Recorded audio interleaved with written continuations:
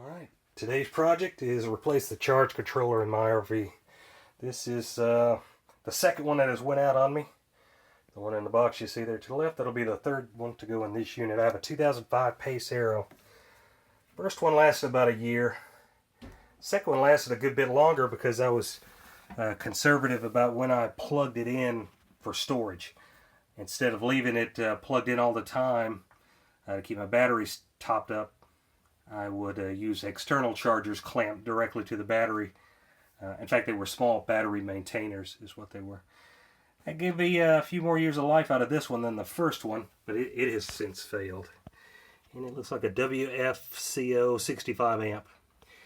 And I'm replacing it with a Power Max. So we'll see how this one fares. Hopefully do a little better. For the Pace Aero, this unit did not come with a washer dryer. That's what normally you would see here. It came with 3 drawers.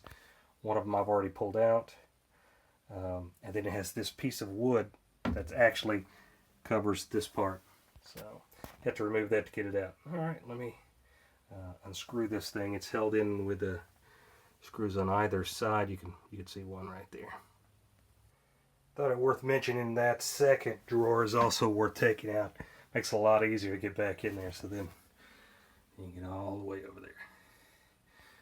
So that is where the plug-in is at.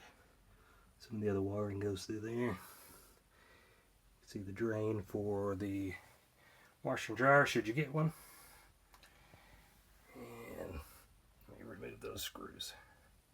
One thing you might want to do is disconnect power, the DC power from the battery bank that goes to this thing, because once you pull the power out of the side, you've got a positive and a negative that if you touch them together, they're going to spark. So I'd usually prefer to be a little safe and go ahead and turn that off. Now when you do that, all the lights go out in here. So where I'm going to get my light is on the AC side. You see a plug there. What I'm going to do is use a regular light bulb and one of these deals where you can plug a light bulb into a normal socket and make a mini drop light out of it. Now you can see we've got the AC light bulb in there. We could safely kill power and still have light. Okay, I've got it out from its mount now, but it's still connected. As you can see, there's a ground and a positive and a negative on there that you have to disconnect. What you'll do is once you get that disconnected and you put your new one in, it's pretty much the same way. Connects there, and the ground is actually on the back as well, not on the side on this one. So here's the Power Max replacement. Even though the dimensions are slightly different, it'll still fit in there. So you can, you don't have to use the exact same one if you got a lot of room. Now to get this hooked up, you'll notice this one I've already raised it. But there's a screw that goes all the way down when you screw it. That's what clamps onto the wire that's going into that hole. So you'll need to back that out. I don't know if you can see it or not, but that is going up. And then once you get that up, you can insert your wire in there and then screw it down, and that's what holds it down. Now on this one, it's a flathead that makes it go up and down.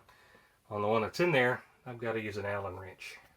So yours might be either or, could even possibly be something else. Alright, I've got the new one in, and I've got it plugged in over there to power, so it's changing the AC to DC, providing the charging for the batteries and also to keep the lights going when it's plugged into shore power. So we'll see how well this one does. It seems to be doing pretty good so far. As soon as I plugged it in, I saw the lights get a little brighter in the RV. So let me go check the meter. We'll see what we got. Alright, so we're at the meter here. We'll check the house battery. And it's in the 14.4 range. Engine battery, 14.35 range. It's definitely working because I just checked it before I plugged it in and it was in the 12s on both of them. 12.65 on the coach and 12.8 on the engine battery. So it seems to be doing a good job charging. I'll report back in a few months if it goes out on me.